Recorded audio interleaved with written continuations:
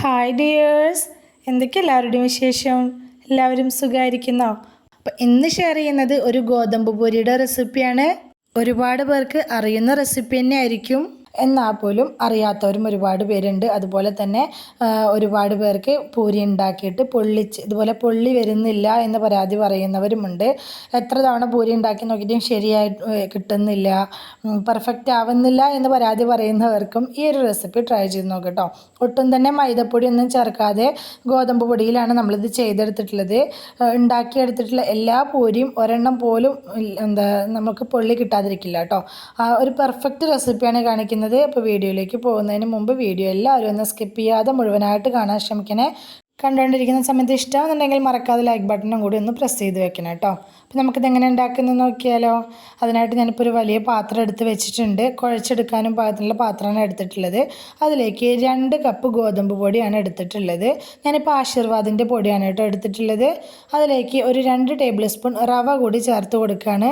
പിന്നെ അതിലേക്ക് ആവശ്യമായിട്ടുള്ള ഉപ്പും കൂടി ചേർത്ത് കൊടുക്കുക. പിന്നെ ഇതിലേക്ക് ഒരു 2 ടീസ്പൂൺ ഓയിലും കൂടി ഒഴിച്ചു കൊടുക്കുക. എന്നിട്ട് നമുക്കിത് നന്നായിട്ടൊന്ന് മിക്സാക്കി കൊടുക്കണം.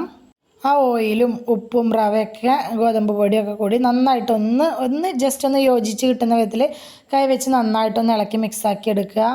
ഇനി നമുക്കിതിലേക്ക് ആവശ്യത്തിന് വെള്ളം ഒഴിച്ചു കൊടുത്തിട്ട് നമുക്കിതൊന്ന് കുഴച്ചെടുക്കുക. ചൂടുവെള്ളമൊന്നുമല്ല ഞാൻ ചേർത്ത് കൊടുത്തിട്ടുള്ളത്, പച്ചവെള്ളം തന്നെയാണ് ചേർത്ത് കൊടുത്തിട്ടുള്ളത്. 1 കപ്പ് വെള്ളം അവിടെ എടുത്ത് വെച്ചിട്ട് കുറേശ്ശെ ഒഴിച്ചു കൊടുത്തിട്ട് നമുക്കിതൊന്ന് മിക്സാക്കി എടുത്തിട്ട് വേണം കുഴച്ചെടുക്കാനായിട്ട്. ആദ്യം തന്നെ ഒരുപാട് വെള്ളം കൂടെ ഒഴിച്ചു കൊടുത്തിട്ട് ഒരുപാട് ലൂസ് ഉള്ള ടൈപ്പിൽ മാവ് കുഴച്ചെടുക്കരുത്.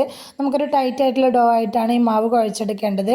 ചപ്പാത്തി മാവിനേക്കാളും കുറച്ചും കൂടി ഒരു ടൈറ്റായിട്ട് വേണം കേട്ടോ. പൂരിക്ക് നമ്മളെപ്പോഴും മാവ് കുഴച്ചെടുക്കാനായിട്ട് ലൂസിൽ കുഴച്ചെടുത്തിട്ടുണ്ടെങ്കിൽ നമുക്കിത് എല്ലാതും ഒരുപോലെ പൊള്ളി കിട്ടില്ല, അതുപോലെ പെർഫെക്റ്റ് ആയിട്ട് കിട്ടുകയും ചെയ്യില്ല. കുറേശ്ശെ വെള്ളം ഒഴിച്ച് കൊടുത്തിട്ട് നന്നായിട്ടൊന്ന് കുഴച്ചെടുക്കുക. നന്നായിട്ട് ഈ പൊടിയൊക്കെ ഒന്ന് യോജിച്ചാണ്ട് കിട്ടിയ ശേഷം ഒന്നല്ലെങ്കിൽ വലിയ പാത്രമാണെങ്കിൽ ആ പാത്രത്തിലിട്ടിട്ട് അല്ലെങ്കിൽ കൗണ്ടർ ടോപ്പിലിട്ടിട്ട് നല്ലപോലെ ഒരു 5 മിനിറ്റ് നേരം മാവ് നന്നായിട്ടൊന്ന് പ്രസ് ചെയ്ത് അമർത്തി കൊടുത്ത് കുഴച്ചെടുക്കണം. ഈ കുഴച്ചെടുക്കുന്നതിലാണ് ഇതിൻ്റെ ആ ഒരു ഇതുള്ളത് കേട്ടോ. നന്നായിട്ടൊന്ന് കുഴച്ചെടുത്താലാണ് നമ്മുടെ പൂരി നന്നായിട്ട് തന്നെ പെർഫെക്റ്റായിട്ട് കിട്ടുക. അപ്പോൾ നല്ല പോലെ ഒന്ന് കുഴച്ചെടുത്തിട്ടുണ്ട്, അത്യാവശ്യം നന്നായിട്ട് തന്നെ കുഴച്ചെടുത്തിട്ടുണ്ട് കേട്ടോ. ഇനി ഇതിൻ്റെ മുകളിലേക്ക് ഡ്രൈ ആവാതിരിക്കാനും വേണ്ടിയിട്ട് കുറച്ച് ഓയിലൊന്ന് ആക്കി കൊടുക്കുകയാണ്. മാവിൻ്റെ എല്ലാ ഭാഗത്തേക്കും നല്ലപോലെ ഓയിലൊന്ന് ആക്കി കൊടുത്ത ശേഷം നമുക്കിതൊന്ന് മൂടി വെച്ച് കൊടുക്കുക. ഒരു 15 മിനിറ്റ് നേരം നമുക്കിതൊന്ന് മൂടി വയ്ക്കുക. അതിൽ കൂടുതൽ സമയമൊന്നും വെക്കേണ്ട, ഒരു 15 മിനിറ്റ് നേരം വെച്ചാൽ മതി. ആ സമയം കൊണ്ട് നമുക്കിതിലേക്കുള്ള ബാജി കറി റെഡിയാക്കി എടുക്കുക. അറിയുന്ന ഒരുപാട് പേരുണ്ടാവും, അറിയാത്തവർക്ക് വേണ്ടിയിട്ടാണ് കേട്ടോ ഞാൻ ഈ റെസിപ്പി ഷെയർ ചെയ്യുന്നത്. ഒരു 3 ഉരുളക്കിഴങ്ങ് പുഴുങ്ങിയിട്ട് ഇതുപോലെ ഒന്ന് പൊടിച്ചെടുത്ത് വെച്ചിട്ടുണ്ട്. മീഡിയം സൈസിലുള്ള ഉരുളക്കിഴങ്ങാണ് കേട്ടോ. ഇനി ഒരു പാത്രം അടുപ്പിലേക്ക് വെച്ച് കൊടുത്തിട്ട് അതിലേക്ക് 2 ടേബിൾ സ്പൂൺ വെളിച്ചെണ്ണയാണ് ഒഴിച്ച് കൊടുത്തിട്ടുള്ളത്. നിങ്ങൾക്ക് ഇഷ്ടമുള്ള ഓയിൽ എടുക്കുക. വെളിച്ചെണ്ണയിൽ ചെയ്യുമ്പോൾ കുറച്ചും കൂടി ടേസ്റ്റായിട്ട് തോന്നിയിട്ടുണ്ട്. അതിലേക്ക് 1/2 ടീസ്പൂൺ കടുക് ഇട്ട് കൊടുക്കുക. കടുകൊന്ന് പൊട്ടി വന്ന സമയത്ത് ഒരു 2 3 വറ്റൽമുളക് ഒന്ന് പൊട്ടിച്ചിട്ട് കൊടുക്കുക. അതൊന്ന് ജസ്റ്റ് വഴറ്റി കൊടുക്കുക. അതൊന്ന് കളർ ചേഞ്ചായി വരുന്ന സമയത്ത് നമുക്കിതിലേക്ക് കടലപ്പരിപ്പ് 1 ടേബിൾ സ്പൂൺ ചേർത്ത് കൊടുക്കുക. പിന്നെ ഇതിലേക്ക് 1 ടേബിൾ സ്പൂണോളം ഉഴുന്ന് പരിപ്പ് കൂടി ഞാൻ ചേർത്ത് കൊടുക്കുന്നുണ്ട്. രണ്ടും ഒന്ന് ജസ്റ്റ് കഴുകി എടുത്തിട്ട് വേണം കേട്ടോ ഇതിലേക്ക് ചേർത്ത് കൊടുക്കാനായിട്ട്. ഇനി ഇതൊന്ന് ഫ്ലെയിം കുറച്ച് വെച്ചിട്ട് നന്നായിട്ടൊന്ന് മൂപ്പിച്ചെടുക്കണം.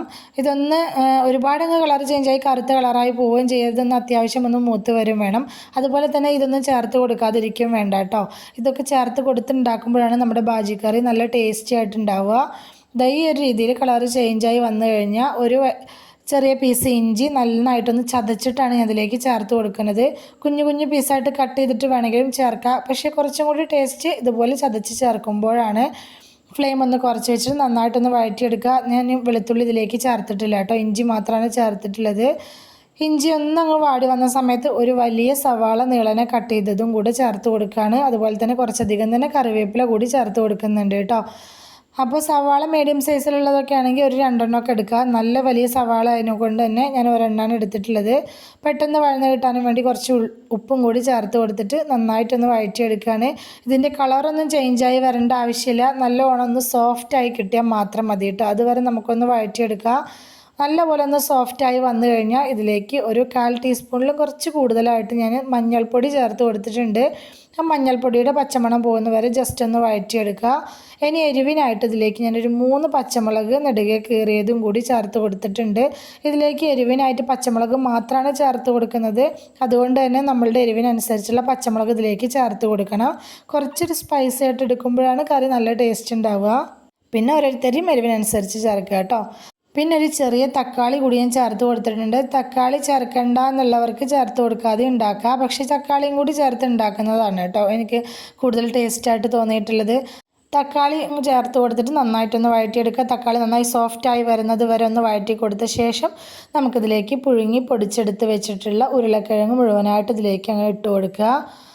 എന്നിട്ട് നല്ല രീതിയിൽ ഇതൊന്ന് മിക്സാക്കി എടുക്കണം. ഈ മസാലയും ഉരുളക്കിഴങ്ങും തമ്മിൽ നന്നായിട്ടൊന്ന് യോജിച്ച് കിട്ടുന്ന വിധത്തിൽ നന്നായിട്ട് തന്നെ ഒന്ന് മിക്സാക്കി എടുക്കുക. പിന്നെ ഉരുളക്കിഴങ്ങിൻ്റെയൊക്കെ അളവ് എന്ന് പറയുന്നതുണ്ടല്ലോ, നമുക്ക് എത്രത്തോളം കറി വേണം നോക്കിയിട്ട് വേണം എടുക്കാനായിട്ട്. ഞാനിപ്പോൾ ഒരു മീഡിയം സൈസുള്ള 3 ഉരുളക്കിഴങ്ങാണ് എടുത്തിട്ടുള്ളത്. നല്ലപോലെ ഒന്ന് മിക്സാക്കി എടുത്ത ശേഷം ഇനി നമുക്ക് ഗ്രേവിക്ക് ആവശ്യമായിട്ടുള്ള വെള്ളം ഇതിലേക്ക് ഒഴിച്ചു കൊടുക്കണം. പച്ചവെള്ളം ഒരിക്കലും ഒഴിച്ചു കൊടുക്കരുത്. ചൂടുവെള്ളം വേണം ഒഴിച്ചു കൊടുക്കാനായിട്ട്. ഞാൻ നല്ല തിളച്ച വെള്ളമാണ് ഒഴിച്ചു കൊടുത്തിട്ടുള്ളത്. ഒരുപാട് അങ്ങ് ഒഴിച്ചു കൊടുത്ത് ഒരുപാട് ലൂസാക്കി എടുക്കരുത്. നോക്കിയിട്ട് ഒഴിച്ചു കൊടുത്ത് ഇളക്കിയിട്ട് വീണ്ടും നോക്കി ഒഴിച്ചു കൊടുക്കുക. അങ്ങനെ ഒഴിച്ചു കൊടുത്തിട്ടാണ് എടുത്തിട്ടുള്ളത്. നല്ലപോലെ ഇളക്കി മിക്സാക്കി കൊടുത്ത ശേഷം ഇതിലേക്ക് ആവശ്യമായിട്ടുള്ള ഉപ്പും കൂടി ചേർത്ത് കൊടുക്കുക. വീണ്ടും നന്നായിട്ടൊന്ന് മിക്സാക്കി എടുത്ത ശേഷം നമുക്കിതൊന്ന് മൂടി വെച്ച് കൊടുക്കണം.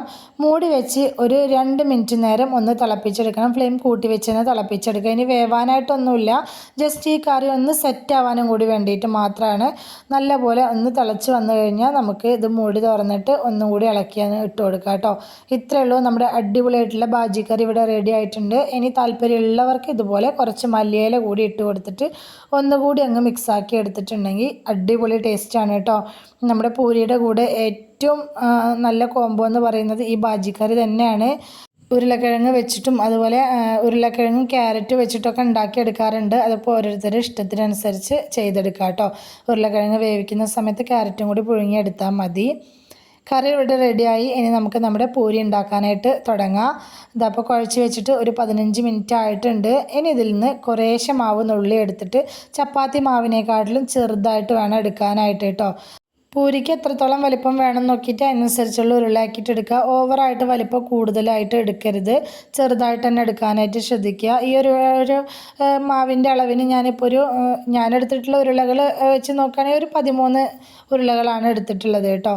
ഇതുപോലെ ഉരുളകളാക്കിയെടുത്ത ശേഷം ഒരു 5 മിനിറ്റ് കൂടി ഒന്നങ്ങ് മൂടി വെച്ച് കൊടുക്കുന്നുണ്ട്. 5 മിനിറ്റ് മതി, കൂടുതൽ സമയമൊന്നും വെക്കേണ്ട. 5 മിനിറ്റിന് ശേഷം നമുക്കിത് പൂരി ഉണ്ടാക്കാനായിട്ട് തുടങ്ങാം. ഇത് നമ്മൾ പൊടിയൊന്നും ചേർക്കാതെ വേണം പരത്തിയെടുക്കാനായിട്ട്. പൊടി ചേർത്ത് പരത്തിയെടുത്താൽ ചുട്ടെടുക്കുന്ന സമയത്ത് ഫ്രൈ ചെയ്തെടുക്കുന്ന സമയത്ത് എണ്ണയൊക്കെ ആകെ പൊടി വീണ് കരിഞ്ഞ് ആകെ കച്ചറാവും കേട്ടോ. അപ്പോൾ നമുക്കിത് കുറേശ്ശെ എണ്ണ ആക്കി കൊടുത്തിട്ട് ഇതുപോലെ ഒന്ന് പരത്തിയെടുക്കുന്ന സമയത്ത് ശ്രദ്ധിക്കേണ്ട കാര്യം എന്താണെന്ന് വെച്ചാൽ ഇതിൻ്റെ തിക്നെസ് എല്ലാ ഭാഗത്തും ഒരുപോലെ ആയിരിക്കണം. ഒരു ഭാഗത്ത് കനം കൂടുതലും ഒരു ഭാഗത്ത് കനം കുറവുമായിട്ട് എടുക്കരുത്. എല്ലാ ഭാഗത്തെയും കനം ഒരേ രീതിയിലായിട്ട് വേണം പരത്തിയെടുക്കാൻ. പൊടി ചേർത്ത് പരത്തിയില്ലെങ്കിൽ പോലും നമുക്കിത് സിമ്പിളായിട്ട് പരത്തിയെടുക്കാനും പറ്റും കേട്ടോ. അപ്പോൾ കണ്ടോ, ഒരുപാട് വലിപ്പത്തിലും പരത്തരുത്, ഒരു മീഡിയം ലെവലിലുള്ള വലിപ്പത്തിൽ വേണം പരത്തിയെടുക്കാനായിട്ട്. ഈ ഒരു രീതിയിൽ റൗണ്ട് ഷേപ്പിൽ നമുക്ക് എടുക്കാനായിട്ട് ബുദ്ധിമുട്ടുണ്ട് എന്നുള്ളവർക്ക് ഒരു ഷാർപ്പായിട്ടുള്ള എഡ്ജുള്ള റൗണ്ട് ഷേപ്പിൽ മൂടി എന്തെങ്കിലും വെച്ച് കട്ട് ചെയ്തെടുത്താലും മതി കേട്ടോ. കണ്ടോ, ഈ ഒരു തിക്നെസ്സിലാണ് ഞാനിപ്പോൾ പരത്തിയെടുത്തിട്ടുള്ളത്.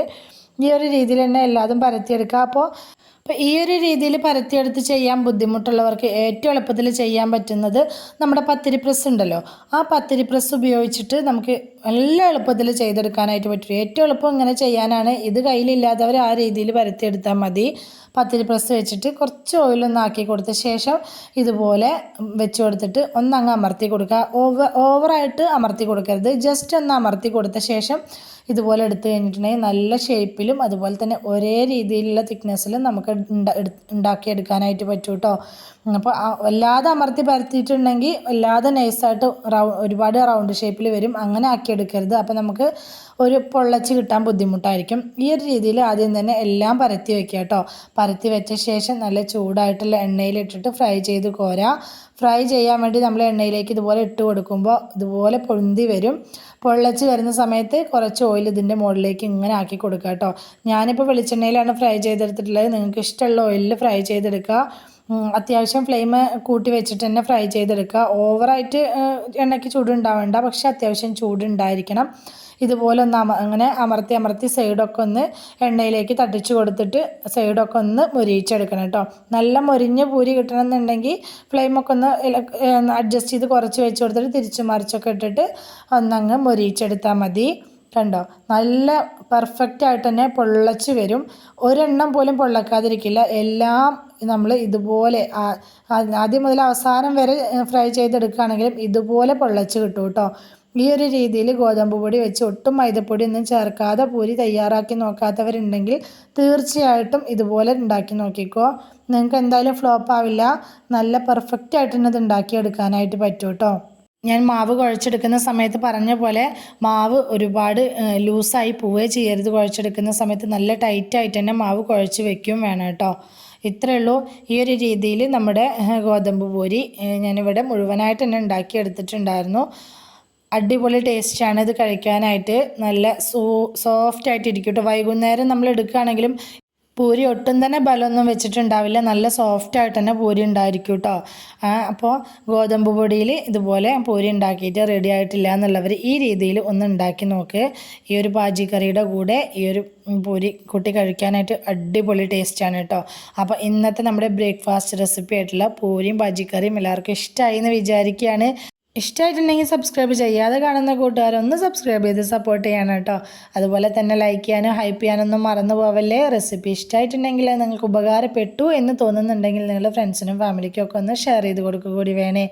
ഇതുവരെ കൂടെ നിന്ന് സപ്പോർട്ട് ചെയ്തിട്ടുള്ള എൻ്റെ എല്ലാ മുത്തമണികൾക്കും ഒരുപാട് നന്ദി. എന്നാൽ ശരി, സിമ്പിൾ ആൻഡ് ടേസ്റ്റി റെസിപ്പിയുമായി ഞാൻ വീണ്ടും വരാം. ബൈ.